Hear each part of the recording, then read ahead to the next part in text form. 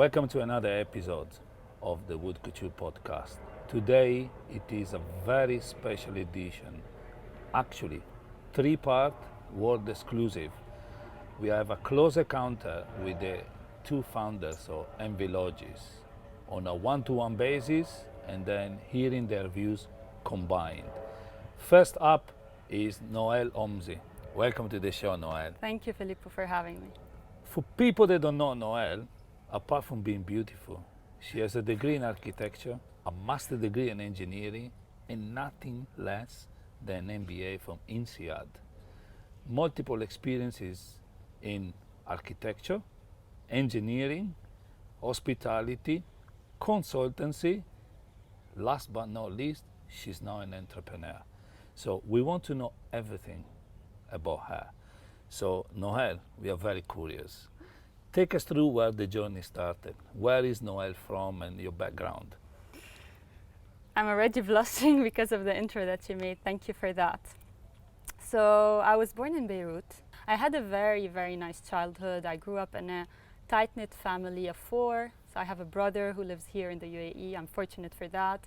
We also had our extended family. And as you know, in all, Middle Eastern families, you're very close to your uncles and your aunts, and you spend almost every Sunday with them. So, and my parents really influenced a lot my decisions. So I wasn't going to study architecture at the beginning. My parents actually wanted me to become a pharmacist because it was easy for a lady. Because they said, okay, you'll open a pharmacy close to the house, and that's what you'll do. And then a little bit before I had to go start university, they told me, you know what, you can do whatever you want. And I was like, really, whatever I want? I want to do architecture. And this is what I did. I studied architecture for 5 years. And as you know, it's not an easy school to go to. We had so many overnights, several overnights in a row. And then, I crashed after not sleeping for 3 nights in a row. And then I worked in architecture, I worked in design, I worked on site. I was part of one of the most prominent projects in Beirut.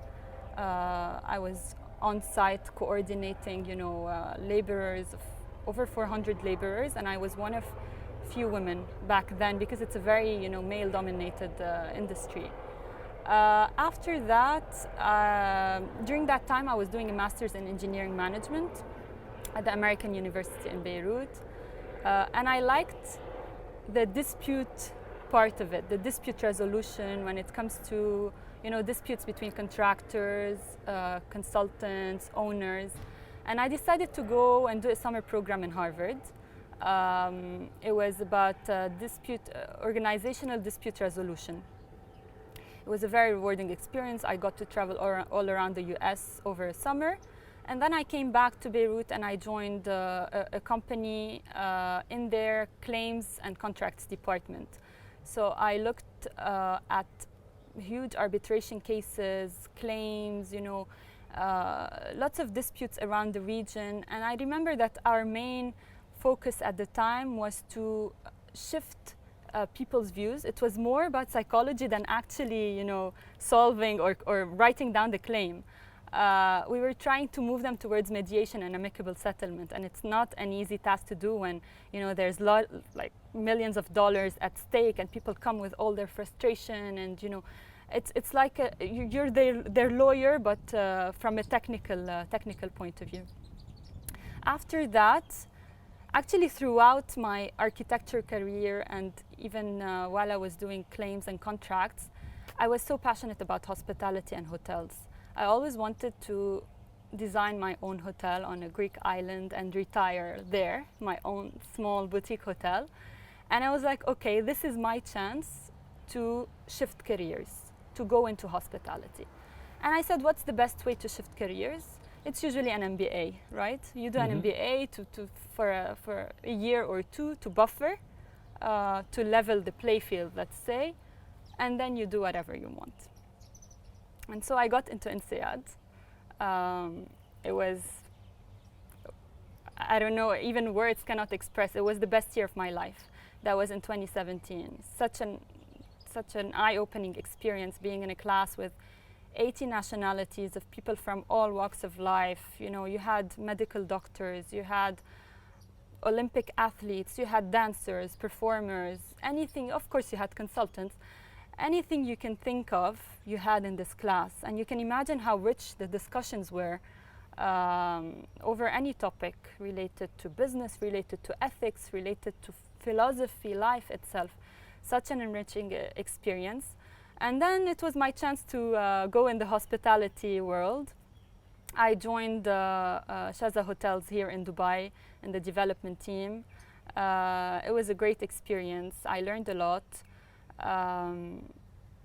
Really, it was my chance to become part of this community, let's say. I met a lot of people, and as you know, and you're part of this community, everyone knows everyone, and we really meet at events to catch up. Such a happy industry for me. And I tell everyone who tells me, like, what happened? You changed careers. You were an architect. You had the best job in the world. You know, everyone wants to be an architect. I tell them that hospitality, it's full of happiness, because when an industry's main focus is to make people happy, it also reflects on your happiness, right? The industry's main focus is to make guests happy, to make them comfortable, to see them leaving with a smile. And this also reflects on how we feel. I'm not a hotelier. I ended up here maybe a little bit by chance. I was given the right opportunities, but also I wanted to be in hospitality. I just realized it a bit late in life. But yeah, I don't come from a conventional background. Sometimes this could create some, could give me some disadvantages when it comes to, day-to-day things related to operations. But in other cases, actually, it gives me an advantage because I think about things differently. I have different perspectives. I look at things from different angles. And although, throughout these years, some people, or even myself, I was doubting, like, what the hell am I doing? Shifting so much. I don't have a regular career path. I can't reach anywhere, because people say, yeah, I have 20 years of experience in something, in construction or in claims or in hospitality. But I don't. I actually have 3 years here, 2 years here, 3 years here. But at the end of the day, it all came together and it made sense, right? All the experiences that I've had, I don't regret anything. They all add something to the way I think today, to the way I look at problems and solutions, to the way I think about things creatively. Design thinking now is part of anything, even the business problems. At the time, it was only architecture and design. So this is my unusual career path, if you want, which I'm very grateful for. And I think now I'm realizing how much it made sense to go through all of this to reach where I am today. Yeah, you've been very successful. Listening to your story is incredible, because you've been very successful in education and business in male-dominated environments. Degree in architecture, male-driven environment.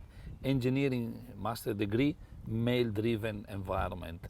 MBA, strong corporate, male-driven. The MBA is the toughest of all, but you swam through all of it.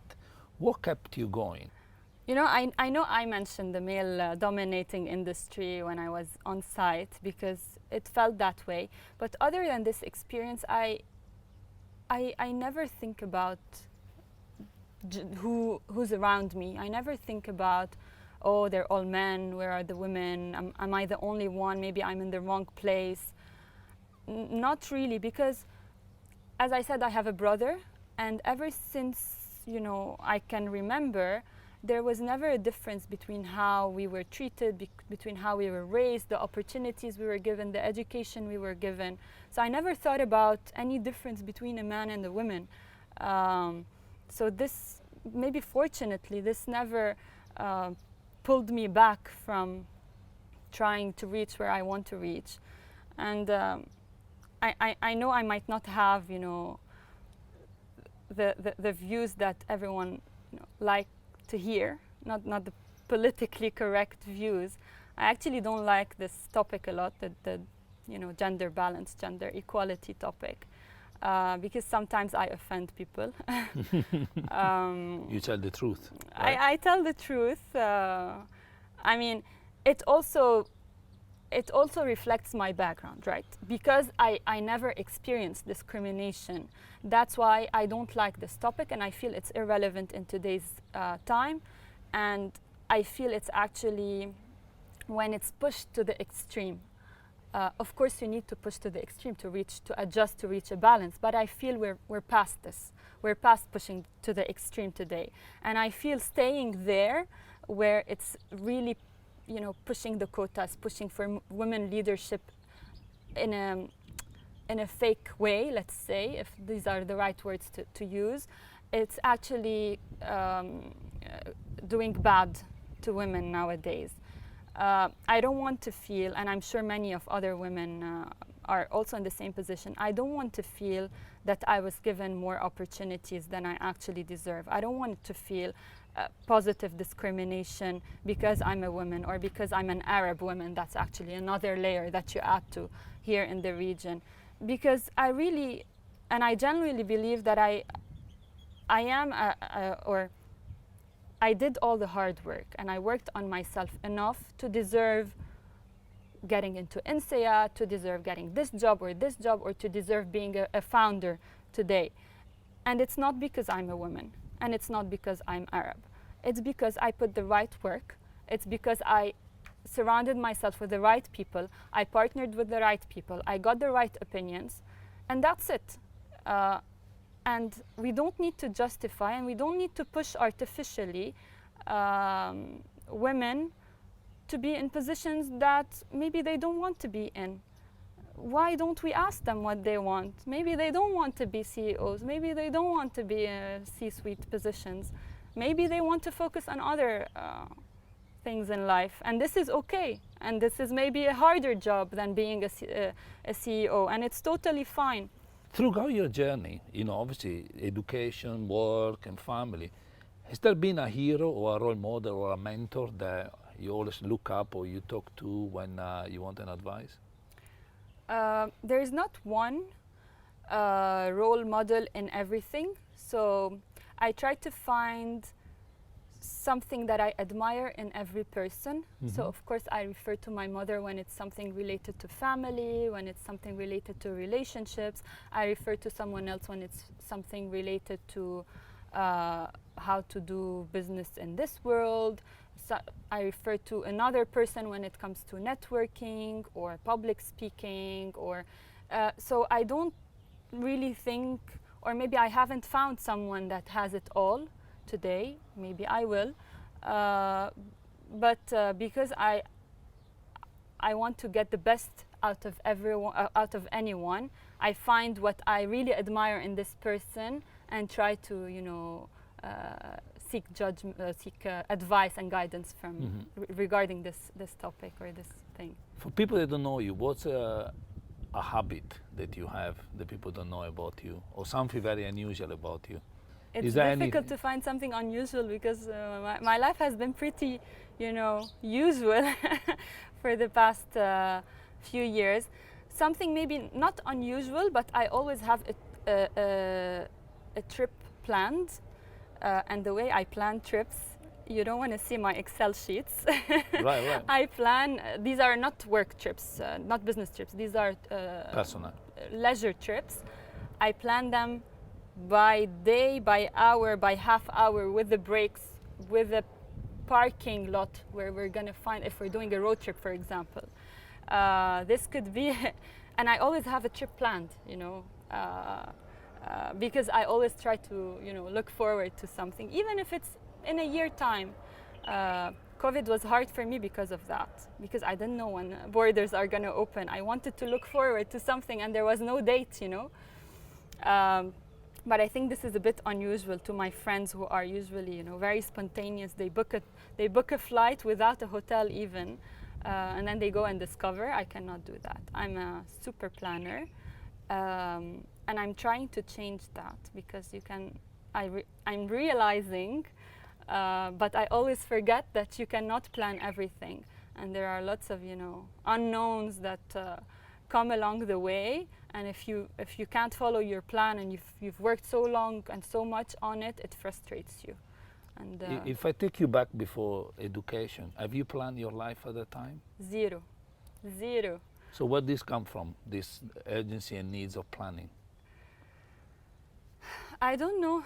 I think it brings me comfort to know what's coming next. But then once I reach it, I realize, okay, maybe actually this way is better. I take it. I'm not so rigid to follow my plan, but I like to have a plan. Now, sometimes before I decide to branch out of my plan, it stresses me out. And I think this is where my whole stress in life comes from not sticking to my plan. But nevertheless, I branch out and I take unusual paths, I think. Or for me, they are unusual. How did you cope during COVID? Obviously, did you have a spreadsheet? No, that's why it was stressful. And during COVID, actually, I was stuck here in Dubai and my husband was stuck in Lebanon. So it was a difficult period for us. Now, sometimes I say maybe it was good because if we were together, maybe we would have, argued. No, I'm joking. But it was, I was taking it day by day. And I actually enjoyed being at home. I needed some time to pause, just like everyone else. I don't think I'm saying anything, out of the blue now, but I needed some time to reflect, to think where I am, what am I doing. And I've had this several, at several points in my life. I've had this back when I was 24, I lost my father. And it also allowed me to, pause and think and, reflect back on life and what I want from it. And, it was the first time I lose someone so close to me and so dear to me. And, it makes you think about, spending your life in a way that you really want to spend it in and being remembered. How do you want to be remembered after so many years? So I've had these kind of milestones where you say before and after. I say before when my father existed and after he passed away, before COVID and after COVID. And at every time I realize I have something that flashbacks. Flashbacks and this light bulb that comes to me.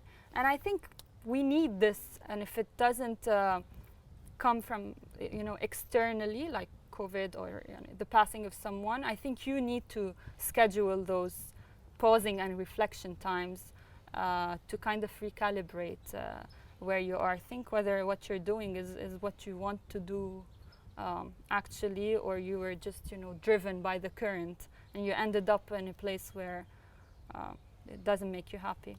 Well, if you don't mind me asking, what is your best memory of your father? It's the one that stands out all the time. Yeah. It's me sitting, with his arm around me and watching movies. He loved to watch action movies. Okay, what was his favorite? I don't know. There were many. We had cable TV and. Actually, another memory from my father is he loved to watch Formula 1. Okay. And because they happened in different cities around the world, he woke us up sometimes on a Sunday morning at 4 a.m. To watch the Grand Prix. Wow. And he was insisting that we join him on this on this journey, and he explained everything to us, to my brother and I. Maybe that's why I don't like to watch Formula 1 now, right. Ever since, because it brings bad memories to me. I stopped at Schumacher, and Hakkinen. But yeah, I remember those little moments with my dad at home. And of course, every Sunday, going to a different village, a different restaurant around Lebanon. I discovered so much of Lebanon because my father really had Sunday as a a blessed day for family, Okay. where we had to go out for lunch to a different place every Sunday. So I have really good memories of my Wow, father. that's. I am sure if he was here today, he would look at you and say, "Wow, you look at my girl. You know, very proud, Yeah. achieved a lot." So, and I wanted to ask you is very interesting because you say you like to watch action movie, and you know you are really an action girl because again, you know, is I'm repeating myself. You swam through, you know, the toughest environment, the best university, you know, multiple industry, and you've been successful in all of that. Uh, is that where your drive come from? The passion of your father, or is a drive that you have inside you, the fire? No, I think it's inside me, and the way, you know, people see it from outside, it's not the same. You know, people say, "Wow, you've done INSEAD," but when you're in it, of course, it's an amazing experience. But what you see from the outside sounds more fancier than when you're in it, right? Right. And of course, I had 500 other classmates, so I didn't feel special. From the outside world, as I told you, it looks much different, and this is the same with everything. It looks success looks different when you look at someone, but because you take baby steps, you actually gradually move into this space. You gradually move into becoming an entrepreneur because you work on it for a time. You know, it's not just the launch. Yeah. So I'm a very competitive person. Sometimes it's good, at other times maybe it's not. But I compete with myself. Of course, Interesting. sometimes I compete with others on certain things, so I don't compete with one person on everything. As I told you, just like looking for a mentor or a guide, I look for a mentor for specific things, just like I compete with people for over specific things. But I compete with myself a lot, and I always compare to myself where I was 2 years ago or 3 years ago. And you know, Google Photos on my phone, they pop up and show you memories. And these, when I see a photo, I remember, where was I back then? Oh my God, you know, so much change has happened. Like, what a journey. Who would have thought? Like, I had no clue back then. I look at myself in the photo and I say, I had no clue that I was gonna do that. What's your favorite holiday destination? Oh wow. I have to say Greece because Interesting. because Yeah. my husband is Greek and we go there every year. So even if it's not, I have to convince myself because I have to go. But I definitely like places that are raw, that are not over, you know, polished, let's say.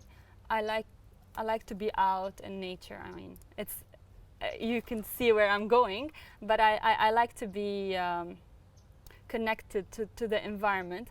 And Greece offers this, of course, in its own way, especially in the little villages. Not necessarily, you know, people know Mykonos and Santorini, but there's more to it. And you can find this in Lebanon, you can find this in Portugal, in Spain, in Italy. I like these small experiences that are very authentic, very genuine, that allow you to speak to people, speak to the locals, eat their food, stay in their homes, in their guest houses.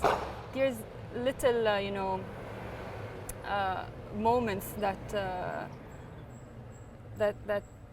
actually make an experience what it is. Yeah, and now you are a businesswoman. Obviously, we're gonna talk in a few moments with your business partner, Chris, and we will talk very deeply about ENVI Logis. But what is the goal that you set for yourself as a businesswoman? What you want to achieve? You know, I always think now, what if we got the opportunity to sell now? Would I sell? No, for any price. Give me any number and I wouldn't sell the company that we're founding or we founded a few weeks ago.